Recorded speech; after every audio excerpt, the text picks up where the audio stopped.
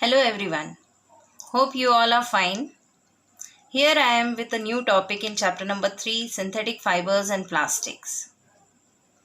Today's topic is about a very commonly used material in day-to-day life, plastics.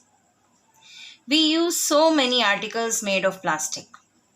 When you look around yourself, you might find polythene bags, bottles, jars, water tanks, toys, toothbrushes, mugs, pens, so many things made out of plastic. The list seems to be endless. Plastic articles are available in different shapes and sizes. Plastic is a material made out of petrochemicals. That means plastic is also synthetic material.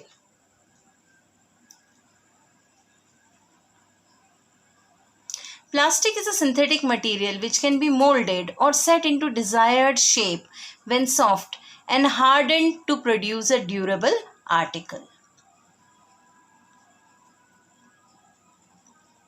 Here you can see a variety of plastic products are displayed in this picture. You can see jars, glass, tubes and so many other things. Plastics are also polymers. While studying synthetic fibers, we have studied about polymers. Polymers are large molecules made by joining small molecules called monomers. The starting material, as I said, for plastic is obtained from petrochemicals. Some common plastics are polythene, polyvinyl chloride or commonly known as PVC, bakelite, melamine, Teflon. Polythene is obtained by the polymerization of ethene monomer. So many ethene monomers join together to form polyethene. Poly means many. Polythene is tough, durable and flexible. Means it can be bent easily and it is very long lasting. Polythene is used to make polythene bags, bottles, packaging material, buckets, dustbins, etc.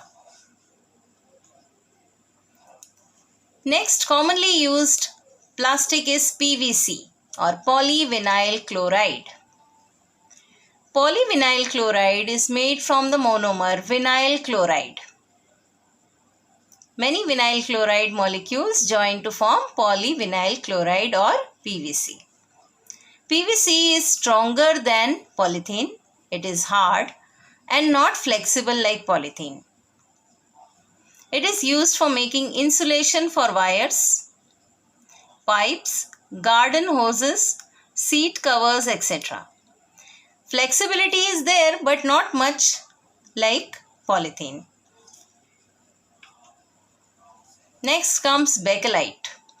Bakelite is very hard, tough plastic. It is a poor conductor of heat and electricity. Means it does not allow heat and electricity to pass through it. Although most plastics have this property, it does not become soft on heating. And that makes it suitable for making handles of cooking utensils.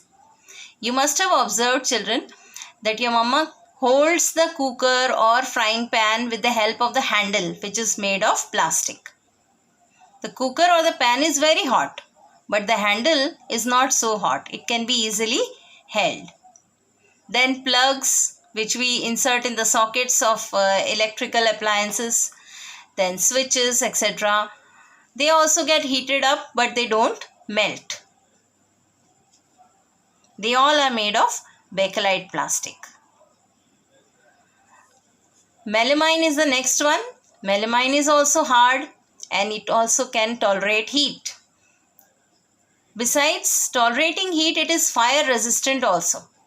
Means it does not catch fire easily. It does not burn easily or it does not become soft on heating. It is used for making floor tiles, kitchenware like cups, plates, special cookware used in the ovens, etc. That means if you pour hot liquid or hot food inside the cookware made from this melamine, it won't melt or it won't become soft. It is also used in the coating of fireman's uniform. Melamine coating is there on the fireman's uniform. The people who are fighting or trying to extinguish fires, firefighters, they wear a special kind of uniform which has a coating of melamine so that it does not catch fire easily. And last comes the Teflon.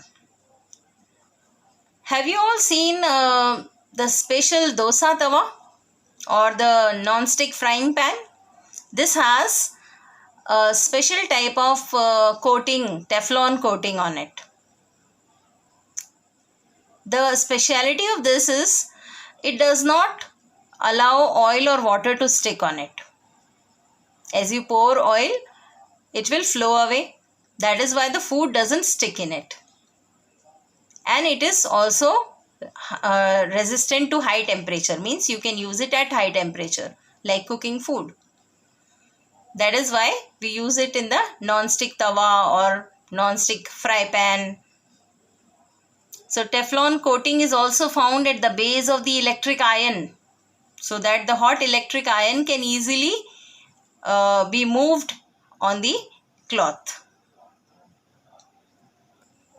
Children, while discussing about the different varieties of plastic, we have seen that some can be melted or made soft by heating, while some cannot. For example, if we take a plastic water bottle and add very hot water to it, what will happen? The shape will change and it will become irregular. On the other hand, if you take a melamine plate and pour hot food in it, what will happen? Nothing. It will remain as it is. Its shape will not change. It will remain the same. Based on whether it can be remolded or not, we can classify plastics into two groups: thermoplastics and thermosetting plastics. Here you can see the linear arrangement is there in the thermoplastic. Linear arrangement makes it easy to melt, to become soft. Thermoplastic is a plastic which can be softened repeatedly by heating and can be molded into different shapes again and again. Example, polythene, PVC. Their linear arrangement makes it easier for melting. And thermosetting plastic is just the opposite. A plastic once set does not become soft on heating and cannot be molded again. That is thermosetting plastic. Once you have made something out of it, you cannot melt it again and make something else with different shape. Means it retains the shape. For example, bakelite and melamine. And here you can see there is cross-linking. Here you can see there is a chain and here cross-linking, which does not allow it to melt easily. See here, thermoplastics which can be melted repeatedly, and thermosets once shaped cannot be melted. Let us see the difference between thermoplastic and thermosetting plastic. Thermoplastics soften on heating. They can be remolded again and again, means you can give another shape after remolding. Examples are polythene, PVC, etc. Thermosetting plastics are those which do not become soft on heating, so they cannot be remolded. For example, bakelite and melamine. So children, I hope you must have understood the topic. In case you still have any doubt, you are free to contact me. Thank you.